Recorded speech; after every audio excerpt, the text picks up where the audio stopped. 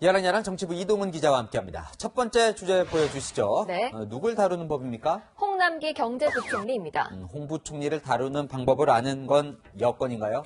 네, 홍 부총리는 자영업자 손실보상제를 두고 정세균 총리와 이견을 보이는 듯 하다가 오늘 이미 검토를 지시했다면서 또 한 발 물러섰죠. 그래서일까요? 문재인 대통령은 오늘 우리나라 경제 성과가 나쁘지 않았다는 홍 부총리의 글을 SNS에 공유했습니다. 사실 대통령도 어제 이제 손실보상제 도입을 이제 이야기를 했잖아요. 네. 재정 걱정을 하며 우려했던 홍 부총리의 뜻대로 안 되다 보니까 뒤늦게라도 힘을 실어줬다 이렇게 봐야 할까요? 네, 그런 해석도 나옵니다. 여권의 홍 부총리 비판과 달래기 반복은 이번이 처음이 아닙니다. 모든 정책이 비용이 따르게 마련인데요. 여기에 대한 막대한 비용 부담도 고려하지 않을 수가 없고요. 대통령께 직접 파이팅을 하신 건가요? 예, 제가 파이팅을 저도 전달했습니다. 인사권자의 뜻에 맞추어서 최선을 다하도록. 저 당시 야당에서는 이 쇼하는 거 아니냐 이런 비판도 나왔어요. 그렇습니다. 여권이 돈 쓰겠다고 하는 걸 홍 부총리가 반대하면 으름장도 났다가 달래기도 하고 결국 여권 뜻대로 하는 일이 반복되고 있는데요. 그래서 백기만 든다는 의미에서 홍백기, 용도삼이라는 뜻에서 홍도삼이라는 별명까지 생겼습니다. 이 2달 지나면 역대 최장 경제부총리가 된다고 하는데요. 네. 이 권위는 오히려 점점 떨어지는 것 같아요. 요즘엔 여권 차기 대선 주자들 사이에서도 홍 부총리를 두고 신경전을 벌이고 있습니다.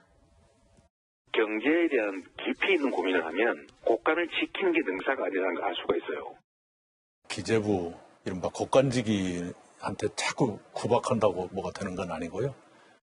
네, 유승민 전 의원은 기재부가 청와대 여당에 치이고 경기도지사에게 겁박당하는 처량한 신세가 됐다고 꼬집었습니다.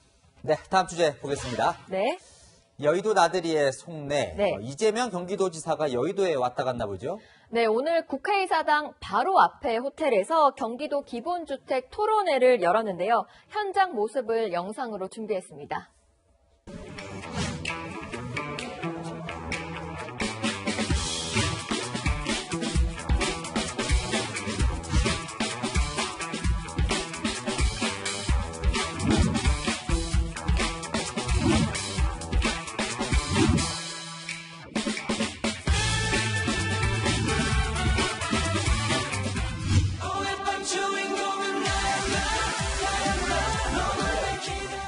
오늘 토론회는 50명의 국회의원이 공동 주최자로 이름을 올렸는데요. 대부분 경기도가 지역구인 의원 17명이 직접 참석했습니다. 이 밖에서 보면 저게 별거 아닌 것 같아도 이 정치권 안에서는 누가 참석하나 이게 관심이 높을 수밖에 없어요. 네. 친문 의원들은 잘 눈에 띄는 것 같지 않습니다. 그렇습니다. 이재명 지사 지지율은 잘 나오고 있지만 아직까지는 의원들이 눈치 보기를 하는 분위기입니다. 어쨌든 이 지사가 국회 바로 앞에서 경기도 관련 토론회를 개최한 건 대권 행보라는 해석이 많습니다. 당내 세력이 약한 이 지사가 경선의 벽을 넘기 위해서 미리 세를 불리려는 것으로 볼 수 있습니다. 자, 경쟁자인 이낙연 대표도 가만히 있진 않겠죠? 물론입니다. 이낙연 대표는 대표인 만큼 당 조직을 활용할 수 있다는 장점이 있죠. 현재 당무를 맡고 있는 홍익표, 오영훈, 김용배 의원 등이 이낙연계로 분류됩니다. 새 확산과 지지를 이끌어내기 위해 사람들을 많이 만나고 있는데요. 조만간 임종석 전 비서실장을 만난다는 얘기도 나오고 있습니다. 아, 그래요? 자, 네. 정세균 국무총리는 어떻습니까? 부쩍 목소리를 내는 것 같은데요. 네, 정세균계인 이원욱 민주당 의원 등이 포함된 광화문 포럼이 한동안 활동을 중단했다가 어제 다시 시작했는데요. 친문 대선 후보가 없기 때문에 당내에서 가장 큰 세력인 친문의 마음을 얻는 후보가 여당의 대선 주자가 될 것으로 보입니다.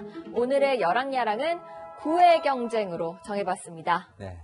그래도 결국은 이 정치인도 민심 따라가더라고요. 지금까지 여랑야랑이었습니다.